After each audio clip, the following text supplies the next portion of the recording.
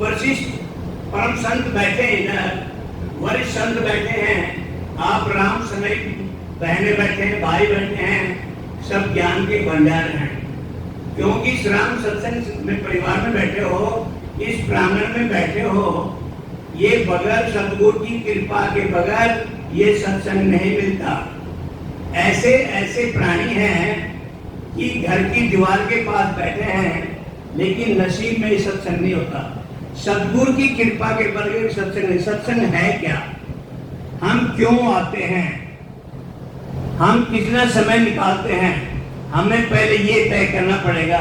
ये 4 दिन का सत्संग है। सत्संग में 2 ही काम हैं, भजन और भोजन। बाकी इधर सोना नहीं है। मैं आप में से ही हूँ, मैं सतगुरु महाराज नहीं हूँ, मैं सतगुरु महाराज का शिष्य हूँ। जैसे आप राम सनई हैं, ऐसे मैं हूँ। मैं अपने आप को बड़ा अनुभव करता हूँ। मैं किस लिए आया, मैं जैतान सत्संग में था, मैं अपने अनुभव की बात करता हूँ। और सिमरन चल रहा था, मेरा नहाने का नंबर नहीं मिला।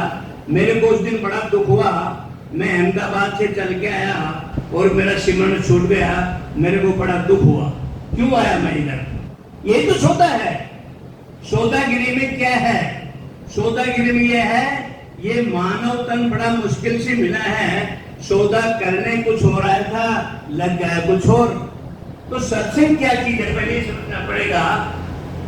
सत्संग वो एक ठंडक है जो तपती नहीं आग को शांत कर देता है। ये मानव रूपी शरीर क्या है? असुरों की तरह विषय विकार को डिबा हुआ है। हम अपने माया के जंजाल में फंस करके परमात्मा को भूले जा रहे हैं। सत्संग में आने से क्रोध शांत होता है। सत्संग में आने से झूठ के निर्वादे छूट जाते हैं। सत्संग में आने से विषय विकृति छूट जाते हैं। सत्संग में आने से झूठों का जो परिंदा है वो छूट जाता है। सत्संग में आने से सबसे बड़ी चीज ये है कि मानव जीवन का कीमत का पता लग जाता है। ये मानव जीवन किस लिए मिला है, क्यों आए हैं, सत्संग में ये पता लग जाता है। हाथी को अपनी ताकत का नहीं पता लगता, लेकिन हाथी को अपनी ताकत का पता लग जाए तो कुछ कर। ऐसे मानव शरीर को ये नहीं पता हमारी क्या ताकत है। ये खाली में खाली परमात्मा ने इसलिए दिया कि तेरे को परमात्मा की भक्ति करके 84 लाख से पीछा छुड़ाना है। लेकिन हम इस भव सागर में आकर के माया के बंधन में फंस जाते हैं, विषय विकारों में फंस जाते हैं और हम परमात्मा के नाम को भूल जाते हैं। और होता क्या है, उस हम काल कोरले में चल जाते हैं। सुखराम जी महाराज बार बार ये समझाते हैं। वो अमर लोक से आए, उनको इतनी सत्ता थी। आज हम इतने सत्संगी बैठे हैं, किसी को इस चीज का अनुभव है माँ के गर्भ में कितना पीड़ा थी। माँ के गर्भ में मलमूत्र की नदियां बहती हैं। उस मलमूत्र की नदी में वो जीव उल्टा झूलता है। ये सुखराम जी महाराज ने चेताया, क्योंकि उनको परमात्मा ने इतनी सत्ता दी है। हमारे को इस चीज का यदि पता लग जाए, मलमूत्र इतना तकलीफ था, तो हम शायद परमात्मा की भक्ति को ना भूले। शौचालय में गए, 5 मिनट यदि पानी नहीं आता, लाइट नहीं आती है, तो शरीर को कितनी पीड़ा होती है, कितना दिल में घुटन होता है। तो महाराज बार बार ये फरमाते हैं, संतों ने आज के दिन का तीसरे सत्र का ये सत्संग है। अब ये सोचा करो, पहले 2 घंटे में हमने क्या सीखा, दूसरे सत्र में क्या सीखा, अब क्या सीखेंगे।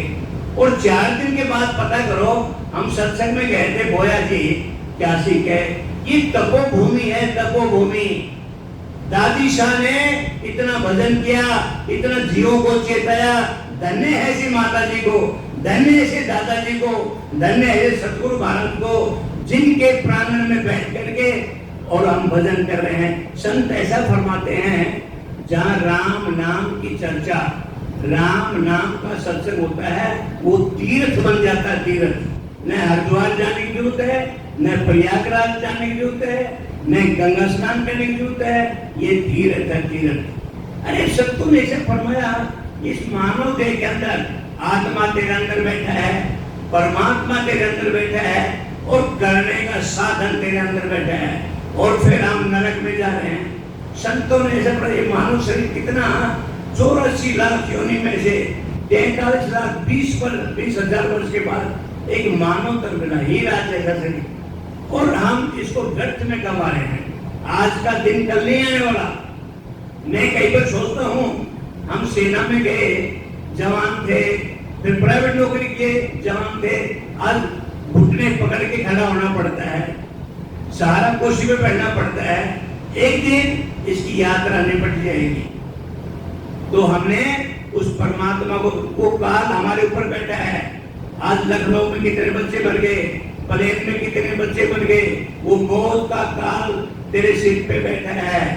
वो परमात्मा भी तेरे अंदर, घट के अंदर बैठा है। मौत ने तो अपना काम करना है, लेकिन परमात्मा को तो हमें उस परमात्मा को जागृत करना पड़ेगा। ये तो कोई भी बोल देता है आत्मा ही परमात्मा। अरे भोजन कर दिया और भोजन को पूरे को खाओ मत, देखते रहो क्या पेट भर जाएगा। ऐसे ही संत फरमाते हैं, अब जो तूने ये मानव शरीर मिला है, इसको दारोदार भजन करो। तूने जो कमाया बंदा दूसरा ही खाएगा। अरे कर ले हरि भजन, वही तेरे साथ जाएगा। सौदागरी ग्रंथ में काफी महाराज ने फरमाया है, अभी सौदा तू किस करने आया था और तू कर क्या बैठा। महाराज फरमाते हैं, सौदा करा, सौदा चला जीव सौदे, भरते खंड में आया। ये भरखंड है, भरखंड। अरे ऐसी तको भूमि माता जी ने इतने जीवों को चेताया। दादी साहब इस प्रांगण में तो पहली बार आया हूँ, और मैं इन संतों का बड़ा आभारी, बार बार सत्संग में कहता हूँ, इन संतों की वजह से मेरे भी दर्शन हो जाते हैं, आपके भी दर्शन हो जाते हैं, और सतगुरु महाराज की कृपा है। ये आप लोगों की सबका मेरे साथ शुभकामनाएं और परमात्मा की कृपा है। मैं सबका आभारी हूँ, मेरे को सुनने का, सुनाने का बड़ा मौका मिलता है।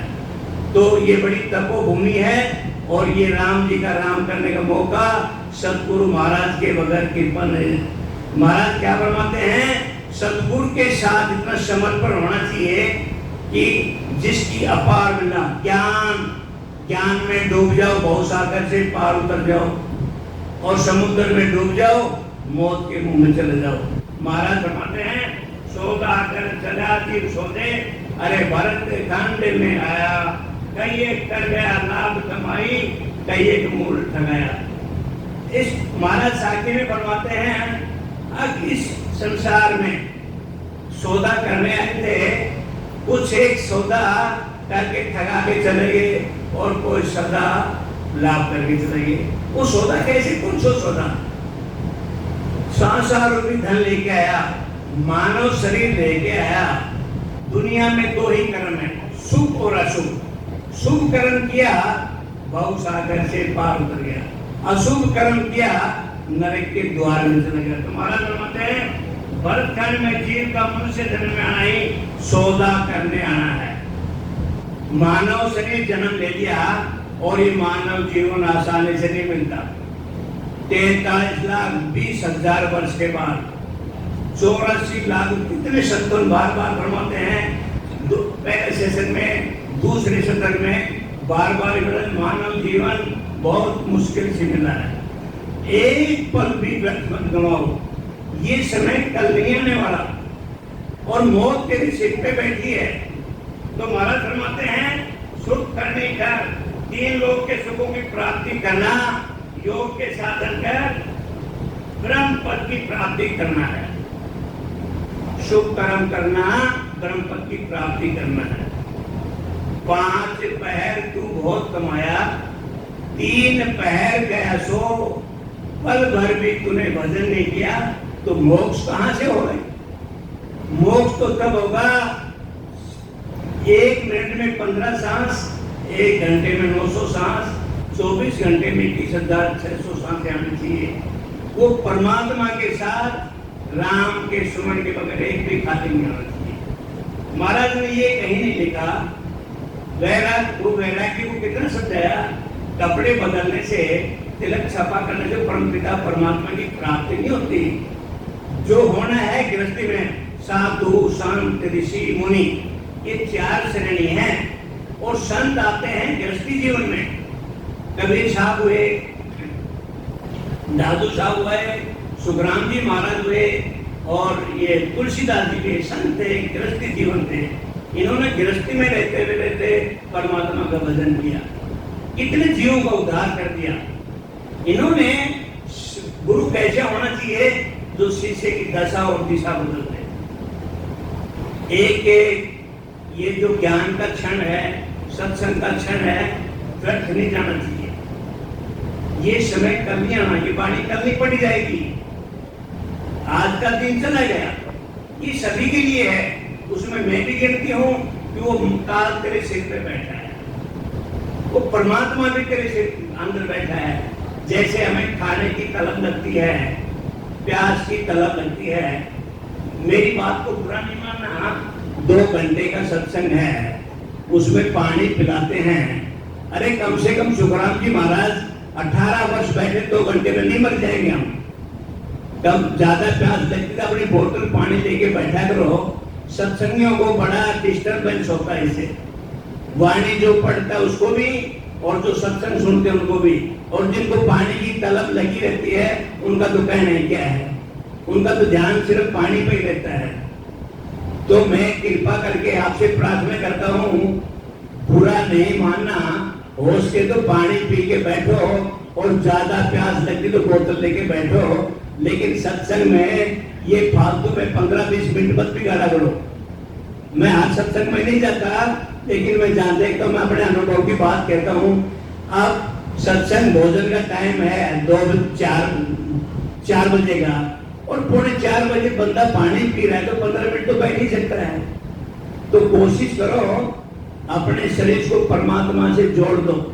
सत्संग कैसा होना चाहिए, एक पनियारी के सिर के ऊपर 2 मटके, और उसके हाथ में बाल्टी, और अपनी सखी से बात कर रही है, लेकिन उसका ध्यान कहां पर है, 2 मटके पानी के ऊपर, हाथ में पानी की बाल्टी के ऊपर। लेकिन ऐसा भाव हमारा होना चाहिए। 24 घंटे काम करते, महाराज बार फरमाते, खाते पीते उठते, भाव उस परमात्मा में एक सांस को लीन कर दो, बेड़ा पार हो जाएगा। बड़ा जिंदगी का आनंद होता है। दुखी वही है जो परमात्मा की भक्ति से विमुक्त है। महाराज ने, वो परमात्मा ने कितनी अच्छी घड़ी में जन्म दिया, कितनी अच्छी मौत देगा, ये बीच का रास्ता हमने तय करना है। भाग्य नहीं है, भाग्य कर्म बनाने से होता है। जैसा कर्म करोगे वैसा भाग्य बन जाएगा। लेकिन अच्छे के खराब के सुख दुख के मालिक हम खुद हैं। उसने जीवन दिया, मौत दिया, वो ऊपर सांसें गिन रहे हैं, हम नीचे पैसा गिन रहे हैं। सांस गिनती के हैं 77 करोड़ 76 लाख सांस गिनती के हैं, एक सांस भी फालतू नहीं है। पैसे कितने भी जोड़ लो। और संत फरमाते हैं तुमने अपने कर्मों को भोग जरूर भोगना पड़ेगा, लेकिन इस सत्संग में भक्ति में इतनी ताकत है, तलवार का सुई बन जाएगा। लेकिन कर्मों का कांकरा कोई मिटा नहीं सकता। कर्म तो जो किए हैं उसका भुगतान करना ही पड़ेगा। लेकिन भक्ति में वो शक्ति है, बड़े को सहन करने की ताकत देता है।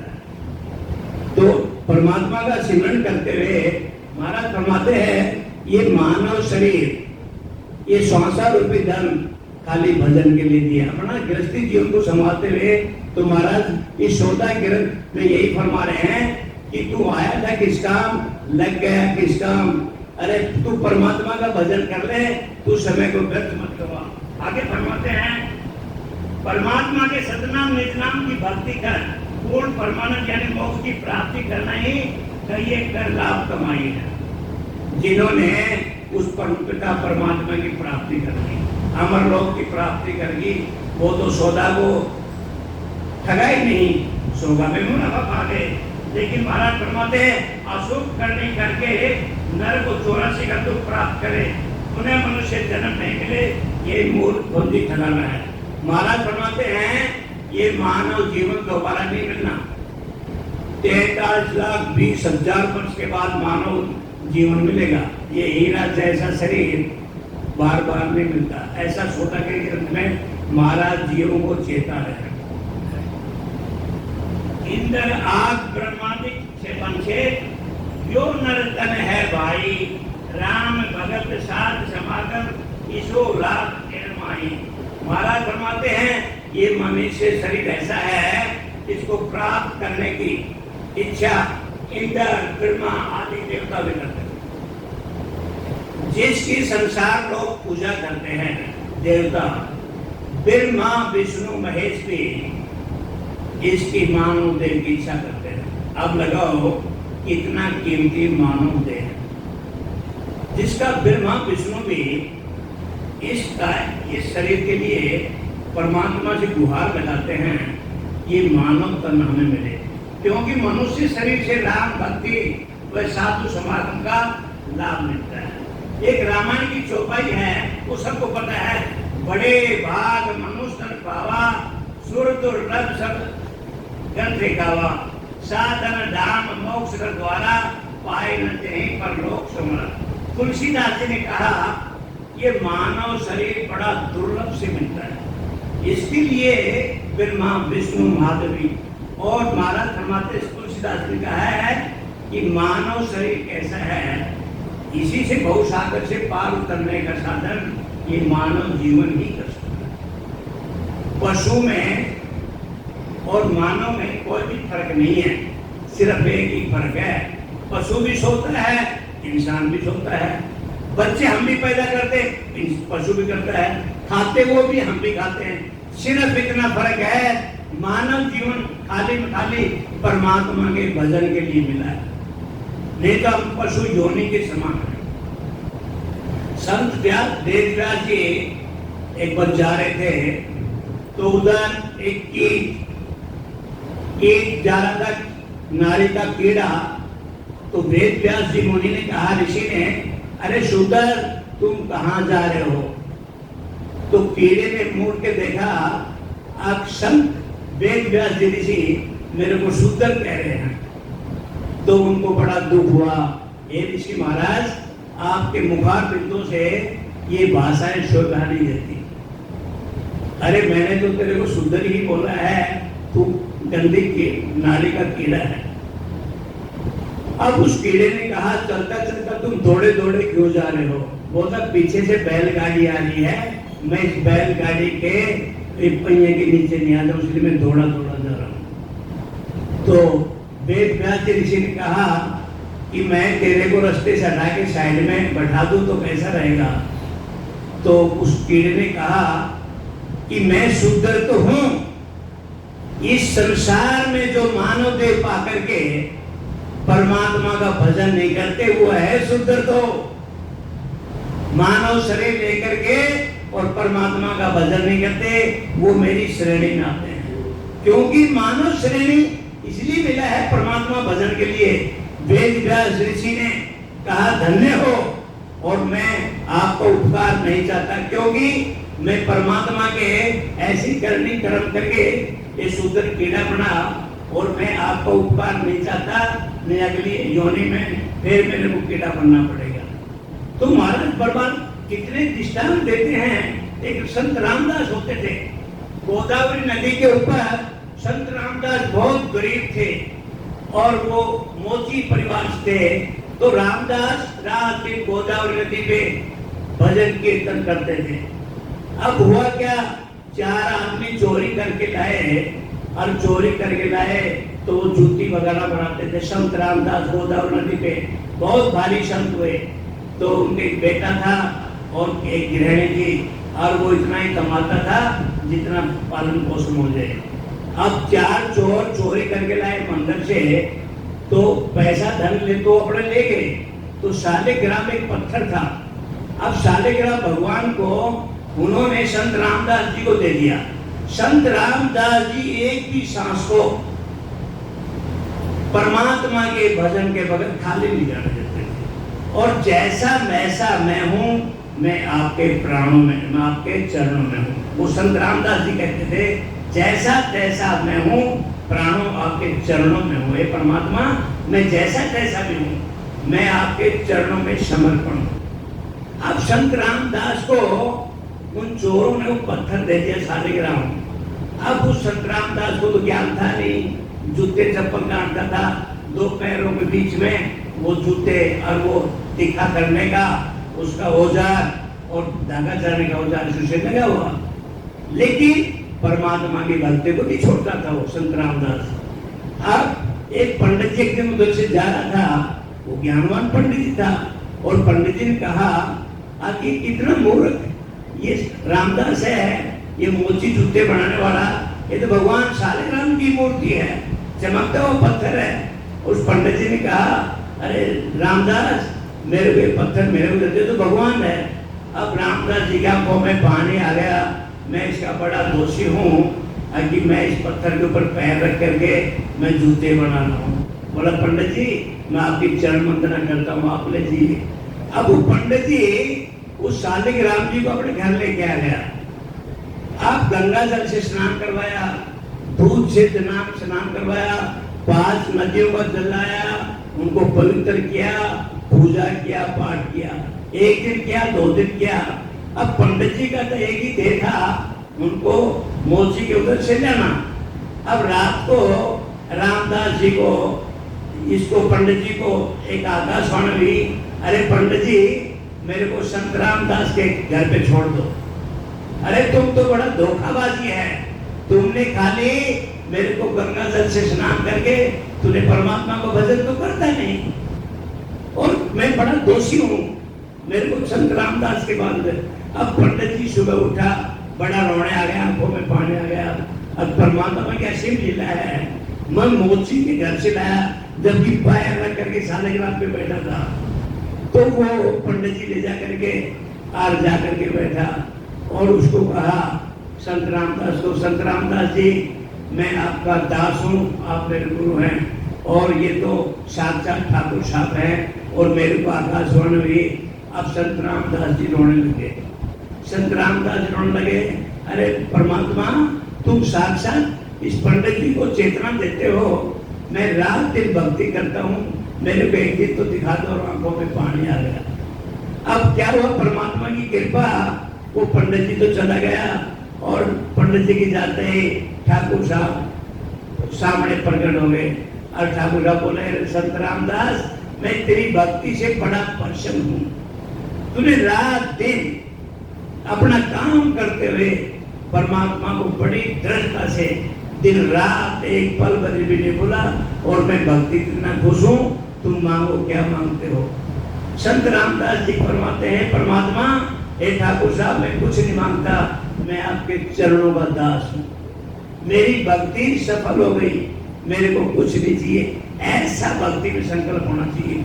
संतों ने दृष्टांत दिए मानव शरीर को चेताने के लिए कि भक्ति होनी चाहिए तो कैसे होनी चाहिए, संत रामदास जैसे होनी चाहिए। कई महाराज ने दृष्टांत दिए हैं कि भक्ति में इतना दूध और पानी की तरह होना चाहिए, मिल जाए। एक हंसी ऐसा है जो दूध और पानी को अलग कर देता है। एक मानव घट के अंदर महाराज जी फरमाते मैं तुम्हें ज्ञानी हूँ, माया भी इसके अंदर है, ब्रह्म भी इसके अंदर है, लेकिन परमात्मा की सब समझ में सांसों सांस भजन में इतनी ताकत है, ब्रह्म अलग हो जाता है, माया अलग हो जाती है, हंस की तरह अपने आप अलग हो जाती है। ये भक्ति का प्रताप है, और भक्ति कब होती है, जब सतगुरु महाराज की कृपा होती है। सतगुरु महाराज की कृपा कब होगी, जब सतगुरु महाराज को समर्पण कर देंगे। तो समर्पण किए बगैर उस परम पिता परमात्मा की प्राप्ति नहीं होती। यही सौदागर ग्रंथ है। महाराज बरबरते हैं, सौदागर तू आया था किसका और लग गया किसका। मागे फरमाते हैं नर्तन पढ़ो पदार्थ पायो, अरे भजन करो नर नारी। महाराज बार बार फरमाते हैं भजन करो भजन करो, सतगुरु विधि से भजन करो। मानव शरीर 2 बार नहीं मिला। हम क्या करते हैं, कुछ अज्ञानी आदमी आज गाड़ी है, बंगला है, सब कुछ है, संपन्न है, बच्चे अच्छा पैसे कमा रहे हैं, तो लोग क्या समझते हैं परमात्मा ने बहुत कुछ दिया। अरे परमात्मा ने दिया नहीं, ये माया का जंजाल तेरे ऊपर डाल दिया। और ये माया का जंजाल कैसा है, मकड़ी की तरह है। लेकिन तू परमात्मा के भजन को भूल गया। ये तेरा माया का धंधा, जैसे मकड़ी अपने जाला बना करके अपना आप ही फंस जाती है, ऐसे ही मानव जीवन हम परमात्मा को भूल जाते हैं। परमात्मा ने धन दौलत गाड़ी बंगला भूल दिया, लेकिन संत ऐसे फरमाते हैं वो धन दौलत नहीं है, वो माया का जंजाल है। संत फरमाते हैं तू परमात्मा को भूल गया, और परमात्मा को भूल गया तो उसका तू बड़ा दोषी है। तुम्हारा फरमाते हैं नर्तन पढ़ो पदार्थ पायो, भजन करो नर नारी, अरे सिमरण दिशा बिछड़ा सोता पशु संज्ञा ले धारी।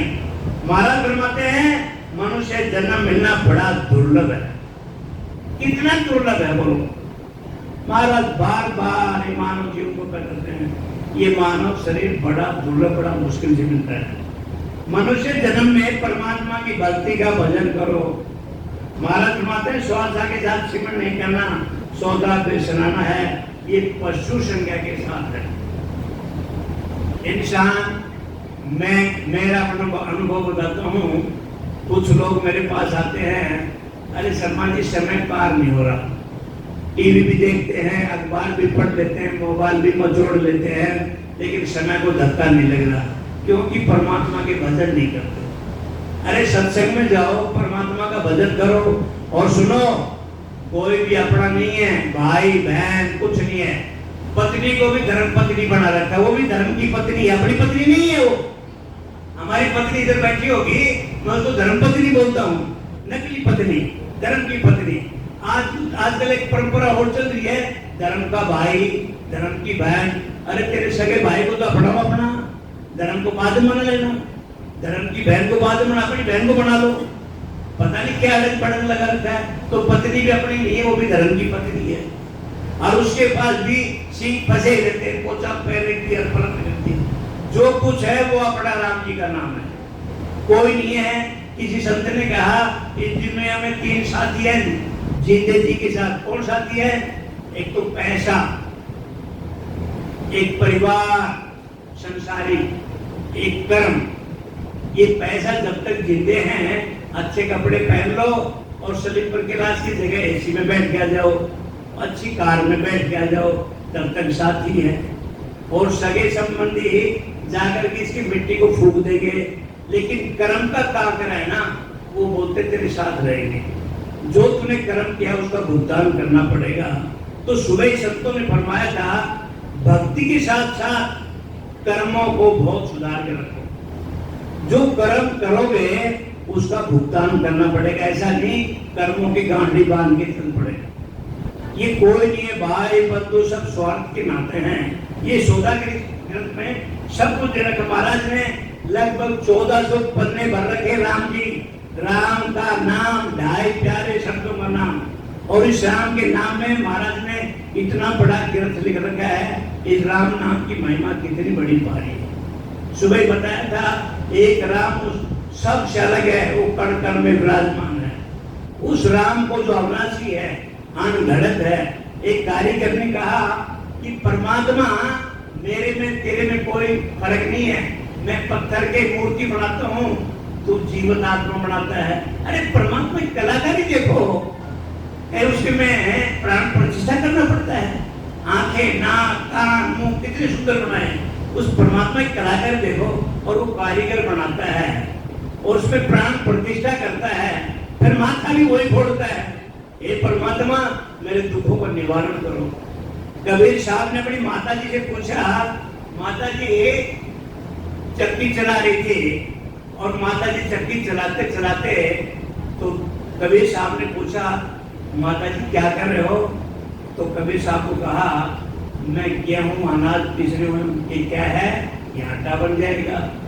तो कबीर साहब ने ओहो इतने अनाज का तो आटा बनती है। तो कबीर साहब ने कहा माता जी ये ऊपर आसमान है, नीचे धरती है, ये दोनों के पार्ट में ये जीवात्मा पे ऐसे पीसी जा रही है।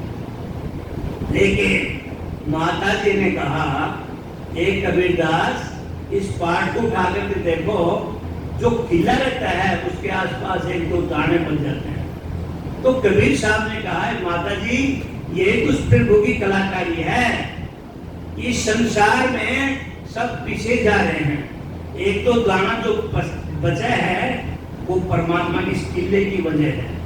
तो इस संसार में सभी पीछे जा रहे हैं। जो कोई बिरला परमात्मा के उस द्वार पे जाता है वो परमात्मा का भजन करता है। कबीर साहब ने, संतों ने बड़ा दृष्टांत देके समझाया है, लेकिन हमें उनको ज्ञान को धारण करना पड़ेगा।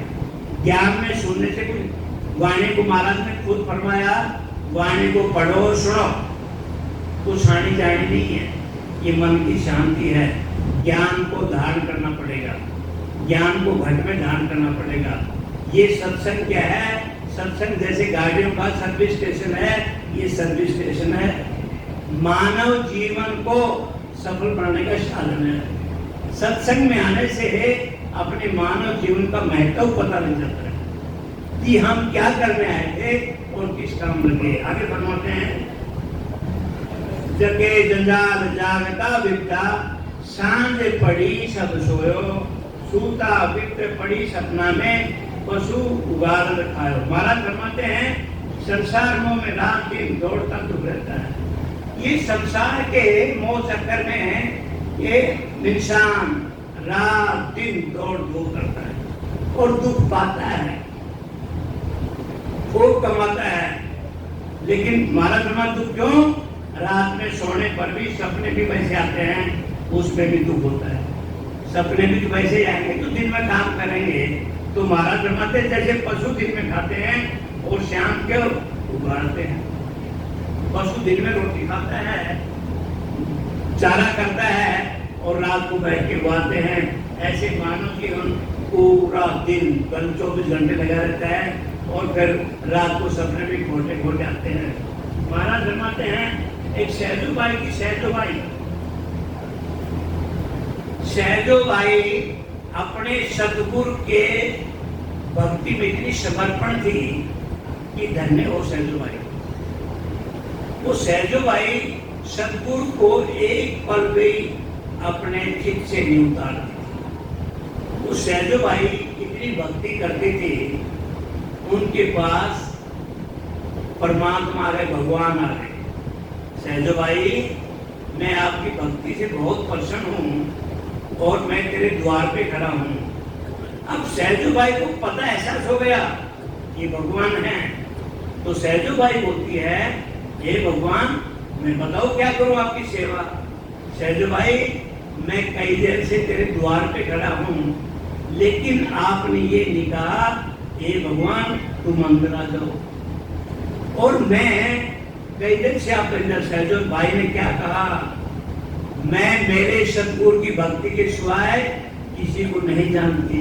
आप भगवान हैं, आप क्या देने वाले हैं। मेरे सतगुरु की भक्ति में मैंने आपको पा लिया। आप ऐसे भगवान हैं जो लोगों को मन बुद्धि चित्त अहंकार विषय विकारों में लिपाए रखते हो, जन्म मन में लगाए रखते हो। तो भगवान के आए अंदर बोलता, मैं आपको मैं कहाँ बैठूं। तो भाई जी ने कहा, हे भगवान, मेरे पास मैंने इसलिए नहीं बुलाया, मेरे पास आसन तो एक ही बात है और वो मेरे सतगुरु बैठेंगे। तो आप कहो तो मैं नीचे बगैर आसन बैठ जाऊंगा। तो भाई जी ने कहा, सहजोबाई ने, हे भगवान आपकी इच्छा है, आप अंदर बैठिए। अब सहजोबाई को भगवान बोलते हैं, मैं जिस घर में जाता हूँ तो कुछ दे के आता हूँ। सहजोबाई की आंखों में पानी आ गया और सहजोबाई रोने लगी। अब मैंने जो पाना था मैंने अपने सतगुरु की भक्ति में पा लिया, मैंने आपको सतगुरु की भक्ति में पा लिया। तो बोलता मैं क्या करूं। तो कहा सहजोबाई ने क्या कहा भगवान को, मेरे सतगुरु जब आएंगे और वो भोजन करेंगे तो उनके ऊपर चवर ही आना। ये सहजोबाई का अपने सतगुरु के प्रति समर्पण है। विश्वास करो, दृढ़ संकल्प करो, परमात्मा की घट में जागृति हो जाएगी। तो सहजोबाई के भक्ति से भगवान इतना खुश हुआ। सहजोबाई, धन्य हो तुम्हारी भक्ति को, ऐसी भक्ति होना चाहिए। तो महाराज आगे फरमाते हैं, घर की गंगारत गयो जमारो, उदम आपदा माही, मुँह से ठगे भर एक उदर, पशु संज्ञा आ पाई। कुटुंब के मोह में परिवार के पालन पोषण के लिए ठगता है, संत फरमाते सुखराम जी महाराज, इस जीव को, मानव शरीर को तू परिवार के पालन पोषण कर रहा है, इसमें ठगता है, बेईमानी करता है, झूठ बोलता है। ये परिवार के लिए कितना अठन पठन करना पड़ता है। महाराज ने ये कहीं नहीं लिखा कमाओ मत, परिवार को मत पालो, बाल बच्चों को छोड़ दो, कहीं नहीं लिखा। महाराज फरमाते हैं परिवार की कमाई में, मोह ममता में उस परमात्मा का भजन को भी भूल गया। बात इधर की है, सिर्फ परिवार पालना ही और तू परमात्मा का भजन नहीं करता और उनके लिए झूठ बोलता, कमाल मनुष्य जन्म व्यर्थ गमाता। महाराज फरमाते हैं उस मानव जीवन को जो हीरा जैसा शरीर लेके, ये मानव जीवन को तू व्यर्थ गमा रहा है। ये गंगारत में जमाना घमाना है। पेट भराई का काम पशु भी करते हैं, वही मनुष्य करे तो उसमें पशु संगत है। अरे मूर्ख, पेट भराई का काम तो पशु भी करता है। आज कितने आदमी बड़ूला, तीर्थ, बड़ा बजाना, ये जटा बढ़ाना ना, रेलवे स्टेशन पे, एयरपोर्ट की दीवारों पे एक नहीं हजारों लाखों आदमी भूखे पड़े, क्या परमात्मा की प्राप्ति हो जाएगी? भूखे मरने से अपने ग्राम से नहीं, ये शायद ऐसा कोई नहीं करता होगा। बाल बढ़ा लिया, जटा बढ़ा ली, तो उसे परमात्मा, अरे इसके कितने बड़े बड़े बाल है, अमरलोक की प्राप्ति हो जाएगी? नहीं, परमात्मा की भक्ति के बगैर अमरलोक की प्राप्ति नहीं। ये जीवन का, मानव जीवन का यदि सुधार करना है तो परमात्मा में खाली ये मानव जी परमात्मा की भक्ति के लिए मिला है। कितने गंगा तीर्थ नालो, जब तक महाराज का भजन नहीं करोगे तो भी व्यर्थ है। वो एक शारीरिक आनंद है, एक मन की शांति है, लेकिन वो आत्मा तो भूखी है। आदमी को खाने की भूख लगती है, वो आत्मा भी परमात्मा के भजन की तरफ रही है। ये देखा है घरों में आजकल पितृ है, देवता है, राज है, वो मानव जीवन है, जो आत्मा है तो परमात्मा का भजन ये भटक रही है और वो घर में उत्पीड़ना करती है, दुख तकलीफ देती है। महाराज फरमाते हैं तू परमात्मा का भजन कर, राम का भजन कर, तेरी दीवार शहीद के से भी राम राम की आवाज रही। महाराज फरमाते हैं नर संज्ञा ज्ञान ध्यान गुण साध समागम, सिमरण कथा विलासा, जागे जीते राम सिमरे, सूता होय सोय स्वाभ्यास। महाराज फरमाते हैं ज्ञान करना, ध्यान करना, सिमरण करना, कथा का आनंद लेना, संतों की संगत करना, जब तक जगते हैं तब तक राम राम करते हैं, सोने पर राम राम करते हुए सोते हैं, यही तो मनुष्य प्रणाम है। ऐसा सुखराम जी महाराज फरमाते हैं। लेकिन महाराज फरमाते हैं मोह माया भरम की रजनी, सूता जीव गाई, सतगुरु बाज करी कैसी, राम कहो मेरा भाई। जीव का माया से मोह करना ही भरम रूपी रात में अंधकार में छोड़ना। महाराज बार बार फरमाते हैं ये माया में इतना लिपायमान मत हो कि तू दिन रात उस परमात्मा को भजन में भूल गया और माया में लिपायमान। माया का मतलब है तीन लोक में डूबा हुआ है। तू भजन भी करेगा, वो तेरे काल का साया तेरे सिर पे बैठा है। मौत तो सिर पे बैठी है, यमराज की मार वो मौत काल तेरे में पल भर में नहीं बच सकता। आदमी ये श्वासा रुक, 1 मिनट भी रुक जाए तो आदमी का एक मिट्टी का पुतला है। 3.5 करोड़ रोमावली की कीमत कब है? जब ये श्वासा रुपये धन है। 999 नारियों की कीमत की है 700 रुपये धन है। आज ये मानव शरीर की कोई कीमत नहीं। आज आदमी 5-7 लाख रुपए की गाड़ी लेता है और 500 लाख गाड़ी में 10 जगह पेट्रोल से पता करता है पेट्रोल अच्छा है खराब है, अच्छा है खराब है, डीजल खराब है अच्छा है। अरे मानव रूपी शरीर की क्या कीमत है? इसकी कोई कीमत ही नहीं। और हमने इसके कभी कीमत में क्या परमात्मा का भजन कर ले। कुछ लोग तो रात भर धूम्रपान, व्यसन, बीड़ी, सिगरेट, परमात्मा का भजन तो उनकी किताब में लिखा ही नहीं है। लेकिन सत्संगियों के लिए महाराज फरमाते हैं वो गाड़ी की इतनी चिंता है कि मानव परमात्मा की गाड़ी दी, इसके लिए परमात्मा का भजन करता है। तू 5-7 लाख की गाड़ी लेकर के 70 गैरेज में घूमता है, इसको तो गैरेज में घुमाओ। कौन सी गैरेज में? राम नाम सत्संग की गाड़ी। जीवन में चमक आ जाएगी, चमक। ये एक ही सत्संग ऐसी चीज है जो निखार ला देगी, निखार। कपड़े को बार बार धोते हैं, कितना निखार आता है। इस सत्संग में लाओ। किसी की माँ ने पूछा, किसी बेटे ने पूछा अपनी माँ से, माँ बार बार सत्संग में क्यों जाती हो? अब माँ को जवाब नहीं मिला तो माँ ने जा करके सत्संग में पूछा संतों से कि मेरा बेटा बोलता बार बार सत्संग में क्या जाती है? बार बार सौदा के कीर्तन सुनना, गिरज चौथा में सुनना, सुखराम जी महाराज की वाणी सुनना। तो संत ने क्या कहा, एक फुट्टा लाओ, हथौड़ा लाओ और फुट्टे में हथौड़े से ठोक दिया। अब वो माँ जी चली गई। अगले दिन बच्चे ने कहा क्या जवाब लेके आई? कि भाई मेरे को कुछ जवाब नहीं मिला। अगले दिन कहा महाराज मेरे को सत्संग में बार बार आता है, बच्चा पूछता है, बार बार सत्संग में उसने फिर उस फुट्टे को ठोक दिया। अब 2-3 दिन ऐसा चलता रहा तो वो जाकर की माँ जी बोलती है, लड़का पूछा कुछ जवाब नहीं मिला। अब वो बोलती है संत महाराज को, महाराज मेरे को इसका जवाब दो, ये मेरे घर में रोटी खाना बड़ा मुश्किल हो रहा है। तो संत ने क्या फरमाया, अरे भाई सत्संग में आने से हृदय में बड़ी मजबूती आती है। फुट्टा बार बार इसे ठोकते हैं, गाय भैंस बांधेंगे ताकि इसको फाड़ के ना ले जाए।